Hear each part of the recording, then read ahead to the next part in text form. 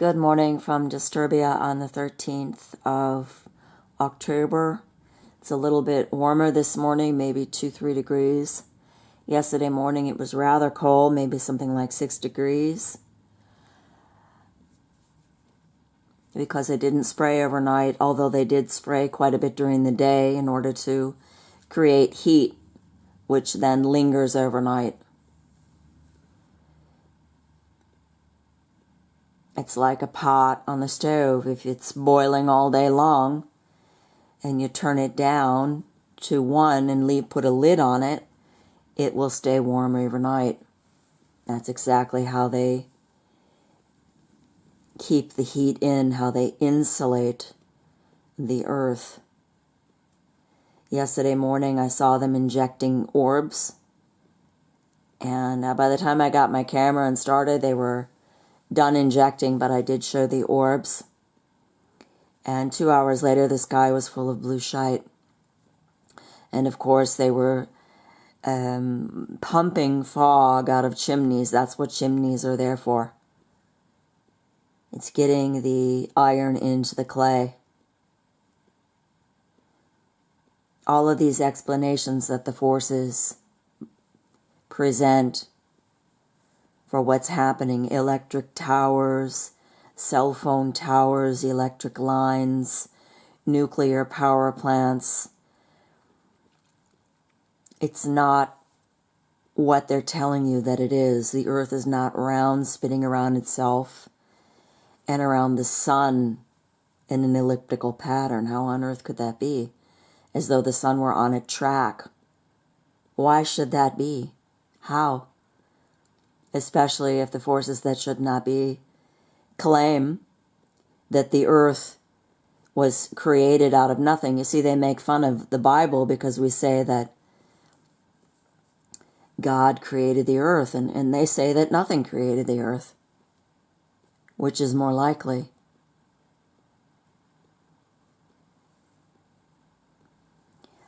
We have some Hindus at work, and one of them, unfortunately, he was let go at the end of September, but during the 1.5 years that he was under the employment where I work, he and I talked a little bit about different things, and he said, I really believe that 9/11 was an inside job.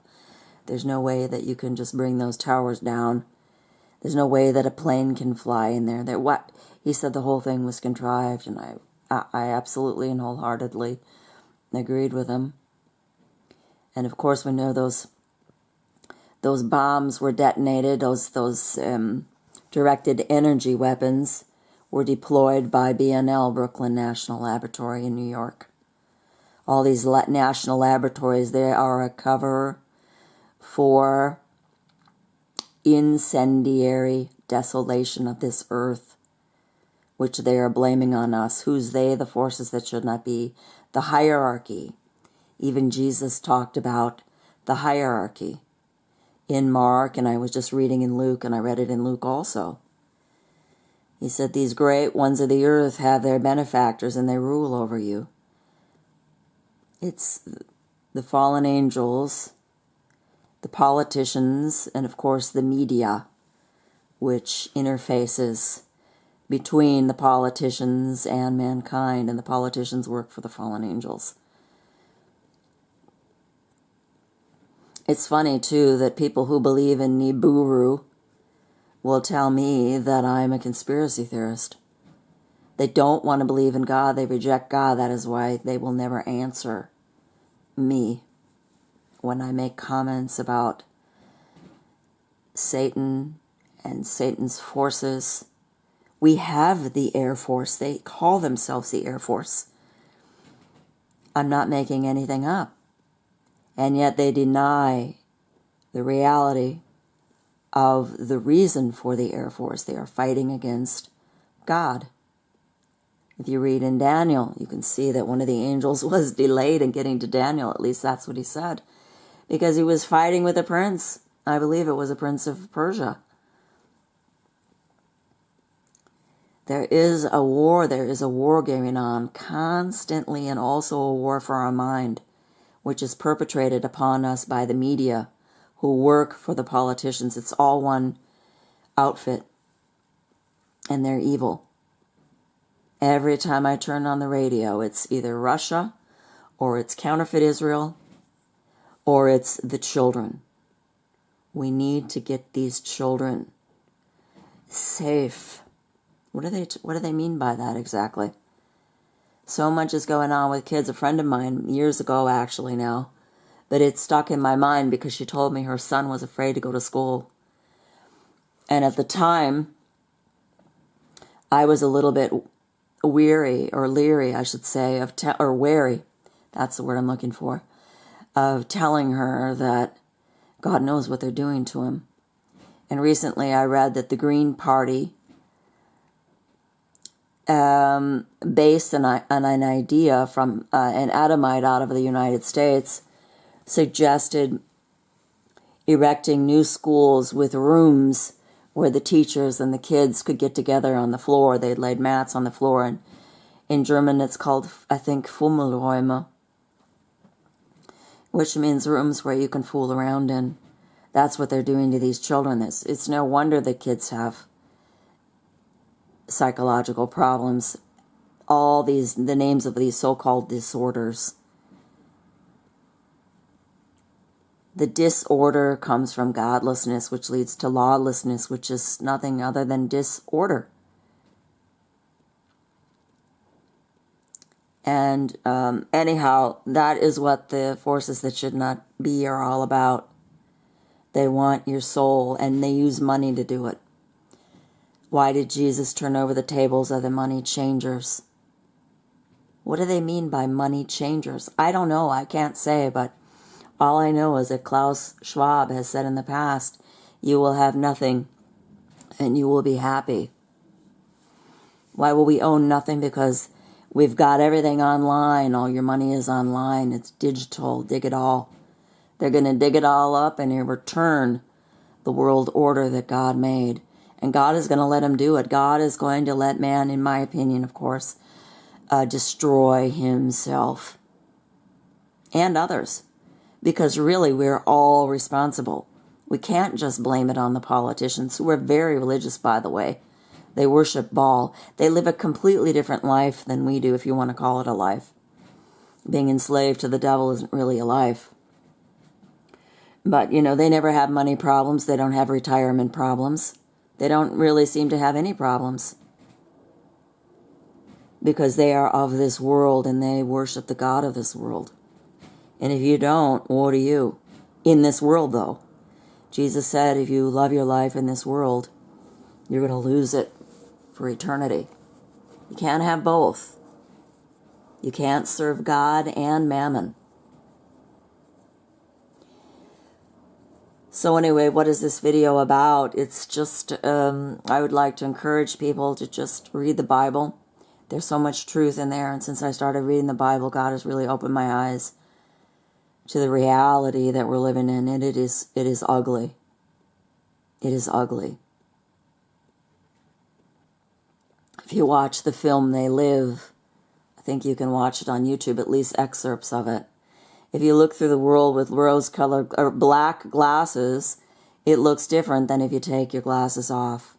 Actually, in reality, it's different. If you wear the rose-colored glasses, you think everything's rosy. You believe the explanations that they're telling you. For example, I have a colleague, and it's horrible. She has cancer, breast cancer, and I hadn't seen her for a while because I broke my leg and I was in rehab for 2 months, and I just got back to work on the 1st of October, and she just came in end of last week, and her faith in these doctors is extraordinary. She believes in chemo, and she believes in what they call, I'm not making fun of her, because this is the system that we're born into. That we believe and we embrace the lies because this is what we're trained up to believe. Train up a child the way he should go, and when he is old, he will not depart from it. Unless you start questioning But so many just don't even think to question because it's just obvious that our masters know what they're talking about and the experts. And we just leave it up to them to teach us. And of course, we won't let God teach us because there is no God. That is what the forces that should not be have actually taught us. There is no God and there is no law. There is no reality. It's all just what you want when you want it. Anyhow, she was just telling me that she was under this immune therapy program, and the immune therapy caused her liver to begin to destroy itself. And I asked her, well, how did you know this? How did that express? And she said, well, her liver values were like 10 times higher than they should have been. And they realized that the immune therapy was working. Can you imagine that? And she believes in it. I mean, this just shows you the power of faith and belief. And they will tell you faith in God is a leap into nothingness. And yet faith in science is the real rock. They'll tell you the real foundation. And it's all backwards. It's all in reverse. Up is down and down is up. Evil is good and good is evil. Woe to us. Woe to them. If we believe that. And she was also telling me furthermore, and this is what really struck me, the reason she got cancer was because her genes were broken. She has a broken gene. You see, the forces want us to believe that we're programmed by genes. It all goes back to this materialism. They don't want you to believe in the spiritual realm, even though they believe in it. And they know that it's real, but they don't want to. They want us to believe that everything comes down to your genes, and they know what all your genes are, and they can read them perfectly. And if you got a broken gene, you're going to get breast cancer. But they're not going to tell you. And that's why Angelina Jolie, by the way, had both of her breasts amputated, supposedly, because she had that broken gene and she wasn't going to get breast cancer. It's just so base and brutal, really, and ridiculous. And yet, what you believe in controls you. So you continue to go back for more. I know when I was on chemotherapy, my mother and stepfather were thinking about maybe taking me off of it because they saw how it was actually killing me. The first dose of chemotherapy I had, my eyes got large and hard and yellow. And of course that was the hepatitis. After the fact, they said, oh, you've got hepatitis. Oh, that must have come from some sexual contact. No, it came from the chemotherapy. I didn't realize that till years later. See, this is how much in the dark we are. This is how this darkness is embedded in our minds. We open our eyes and all we see is darkness. We're walking around in the dark, even though our eyes are open.